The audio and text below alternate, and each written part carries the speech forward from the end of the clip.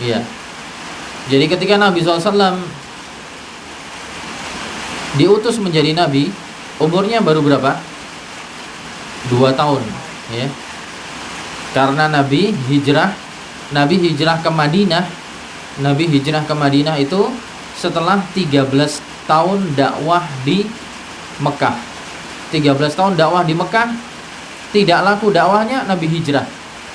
Dan Uqbah bin Amir ini dilahirkan 15 tahun sebelum hijrah. Berarti 13 tahun Nabi berdakwah dikurangi ditambah lagi 2. Jadi sebelum Nabi diutus. Berarti sekitar apa? 2 tahun sebelum Nabi Muhammad diutus sebagai Rasul, ya.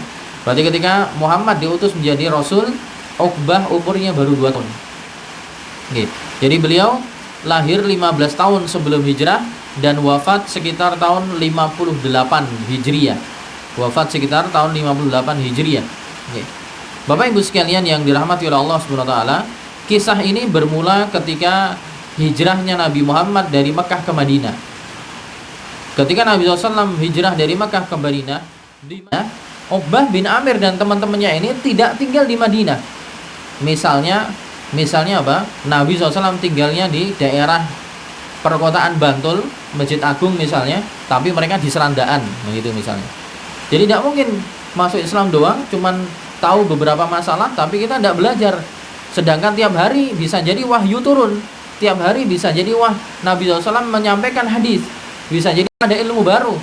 Kalau kita cuman masuk Islam saja, tidak tambah ilmunya, kayaknya tidak bagus.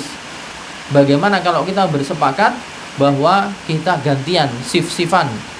Hari ini kamu yang pergi ke Madinah, mendampingi Nabi. Nabi ngomong apa, ada ayat apa yang turun, nanti didengarkan dengan baik, diingat-ingat, kalau bisa nyatet dicatat, pulang. Kemudian sampaikan kepada teman-teman yang lain. Besok giliran yang lain, diputar, ya. Saat ini saya, besok giliran kamu datang ke sana, besok lagi giliran kamu, dan seterusnya digilir. Dari 12 orang itu mereka sepakat. Tapi siapa? Uqbah bin Amir mengatakan, saya yang jaga tempat terus, saya tidak pergi. Yang pergi kalian semua aja. Adapun saya jaga rumah, ya. Saya jaga rumah saja. Kenapa? Karena saya punya kambing yang sangat saya cintai.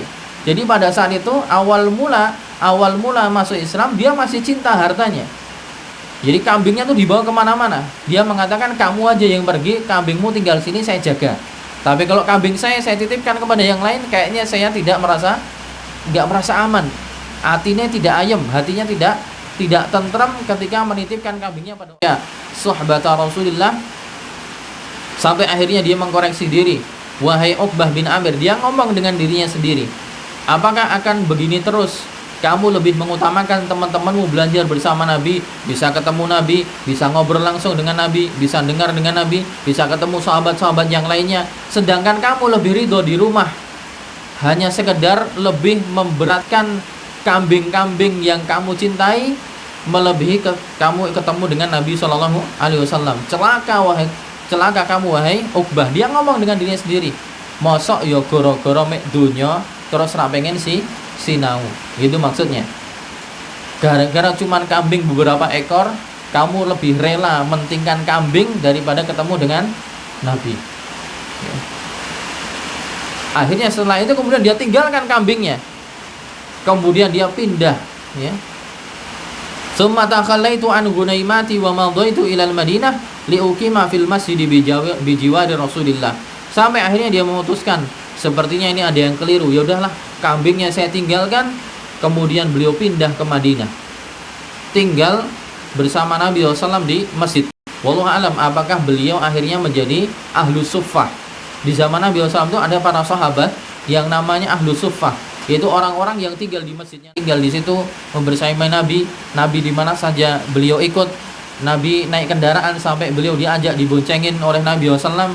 Beliau mendengar hadis-hadis Nabi, belajar Al-Quran, sampai dikatakan oleh para ulama, Uqbah bin Amir ini menjadi mukriknya sahabat, menjadi ahli Qurannya sahabat, menjadi muhadditsnya sahabat, menjadi orang yang banyak memahami hadis Nabi dan hafal dengan hadis Nabi, bahkan menjadi faqih, yaitu ahli fikihnya para sahabat, juga menjadi fardhi. Fardhi itu adalah orang yang paham ilmu waris, Jadi ketika ada orang meninggal berkaitan dengan pembagian waris, termasuk jagonya adalah Uqbah bin Amir. Bahkan beliau adalah orang yang fasih, bahasa Arabnya bagus ya, dan ahli syair, yaitu pintar membuat puisi-puisi Arab, dan kelebihan-kelebihan yang lain yang beliau ambil faidahnya ketika sering bergaul dengan Nabi, mengambil pelajaran dan ilmu dari Nabi secara langsung. Wa kana min ahsanin nasi sautan bil Quran, dan beliau adalah termasuk dari kalangan sahabat yang suaranya paling bagus. Kalau sudah mulai tenggelam matahari, malam mulai gelap, mulai siang berganti malam, maka kebiasaan Uqbah bin Amir ini membaca ayat-ayat Quran. Dan ketika beliau membaca, banyak para sahabat yang memperhatikan bacaan beliau. Ketika beliau membaca, semua mendengarkan sampai terenyuh, meresapi makna yang terkandung dari bacaan Quran yang beliau baca, plus juga menikmati suara yang beliau lantunkan. Jadi sering para sahabat berkumpul untuk mendengarkan apa yang beliau lantunkan. Bahkan suatu ketika, sebagaimana tadi di awal saya katakan, sampai Umar bin Khattab memanggil beliau. Da'a Umar bin Khattab yauman faqala i'rid 'alayya syai'an min kitabillah ya Uqbah. Ketika Umar bin Khattab jadi khalifah, kemudian beliau memanggil Uqbah bin Amir. Wahai Uqbah bin Amir, silahkan hadir ke sini, hadir bersamaku, tolong bacakan beberapa potong ayat dari Al-Quran. Kemudian beliau mengatakan, sam'an ya Amirul Mukminin, saya mendengar dan saya taat wahai Amirul Mukminin, saya akan bacakan beberapa ayat. Kemudian beliau membacakan beberapa ayat dari Al-Quran. Wa Umar yabki hatta ballalat dumu'uhu lihiyatahu, sampai kemudian Umar terenyuh, Umar menangis ya, meresapi makna yang terkandung dari bacaan ayat yang dibacakan oleh Uqbah bin Amir, sampai kedua pipinya basah karena linangan air mata yang disebabkan karena bacaannya Uqbah bin Amir al-Juhani. Walamma adrakahul wafat, sampai akhirnya beliau meninggal. Akhirnya beliau dikuburkan di Al-Muqattam. Muqattam itu satu tempat di Mesir ya. Semoga Allah menjadikan wajahnya Uqbah bin Amir seorang qari, ahli Quran, ahli ilmu, dan juga mujahid di jalan Allah.